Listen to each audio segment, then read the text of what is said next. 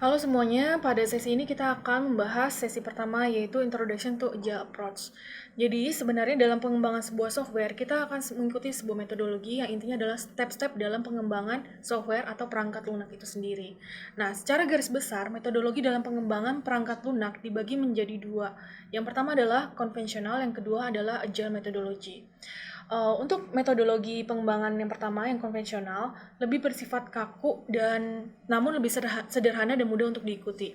Contohnya adalah metodologi waterfall yang paling banyak digunakan dulu, lalu ada spiral, incremental, V-model, dan lainnya. Sedangkan untuk V-model lebih bersifat fleksibel, namun menuntut para pengembang untuk dapat mengembangkan aplikasi dengan cepat, dengan rapid, dan diharuskan melibatkan customer. Contoh pengembangan dalam metodologi Agile adalah Crystal, Scrum, atau Extreme Programming. Nah, pada sesi ini, pada course ini, kita akan membahas lebih banyak ke arah Agile metodologi, khususnya Scrum. Kita bisa mulai dengan history Agile itu sendiri.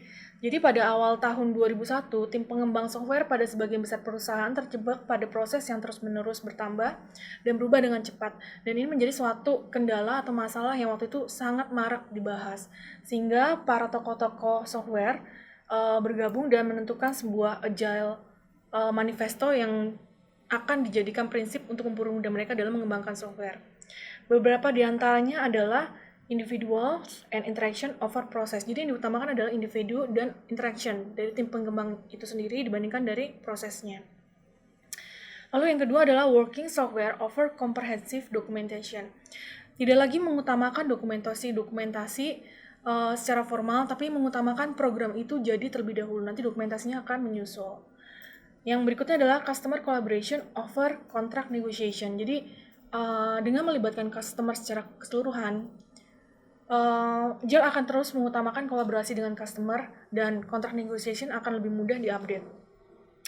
Dan yang terakhir adalah respond to change overflowing a plan. Jadi menjawab permasalahan yang sedang marak saat itu, prinsip yang ada harus bisa dengan cepat menanggapi perubahan-perubahan yang ada. Sehingga terdapat pula beberapa pendekatan yang diterapkan pada project Agile ini. Yang pertama adalah bekerja dalam tim, bukan individu, serta dalam iterasi yang pendek, di mana setiap iterasi ini akan mendapatkan sebuah produk yang dapat dideliver kepada customer. Lalu, kita juga harus fokus pada bisnis, memprioritaskan bisnis, dan yang terakhir adalah terus-menerus melakukan adaptasi. Oke, dan kalian bisa melihat pada slide-nya di sana, untuk melakukan planning dalam Agile, kita memiliki sebuah prinsip yang dinamakan sebagai Onion Agile Planning.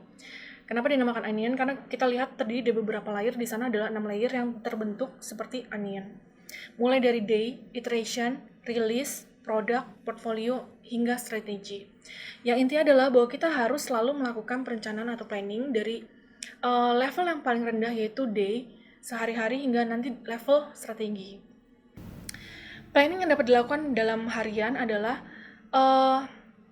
dalam implementasi Agile, para tim pengembang diwajibkan untuk harus selalu melakukan komunikasi secara harian. Daily meeting antara 15 atau 10 hingga 15 menit.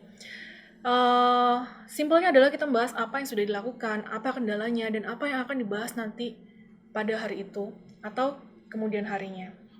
Nah, kumpulan dari day ini akan menjadi sebuah iteration atau yang lebih dikenal dalam Scrum dengan istilah sprint. Jadi ada istilah sprint planning dalam level iteration, di mana nanti satu iteration ini akan menghasilkan beberapa shippable product yang akan dapat digabungkan menjadi sebuah release. Nah, ini kita masuk ke level release. Beberapa release digabungkan akan menjadi sebuah produk utuh yang bisa dideliver kepada market. Dan di sini akan ujung-ujungnya membentuk sebuah portfolio dari perusahaan itu sendiri yang akan nanti menentukan planning dari tingkat strategik. Seperti itu.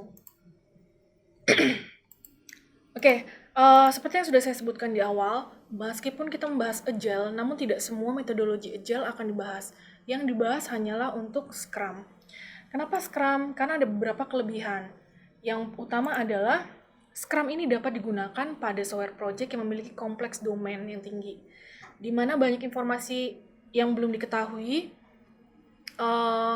sehingga menyebabkan proses planning atau requirement menjadi sulit.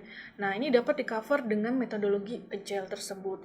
Keuntungan lain dari Scrum adalah customer yang lebih delighted, return of investment yang lebih meningkat, cost yang cenderung berkurang, hasil yang lebih cepat karena kita akan deliver ke customer per increment tersebut, tingkat keberhasilan yang lebih tinggi dalam proyek yang kompleks, dan dari timnya sendiri pun akan lebih enjoy dalam melakukan proses pengembangan software itu sendiri.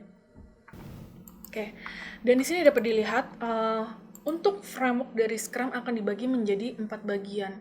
Roles-nya, di mana roles dalam Scrum dibagi menjadi 3, Product Owner, Scrum Master, dan Development Team. Nanti kita akan membahas masing-masing roles ini pada sesi berikutnya. Lalu ada aktivitas-aktivitas yang dilakukan pada Scrum, diantaranya adalah sprint planning, daily Scrum, sprint execution, review, retrospektif, dan product backlog grooming.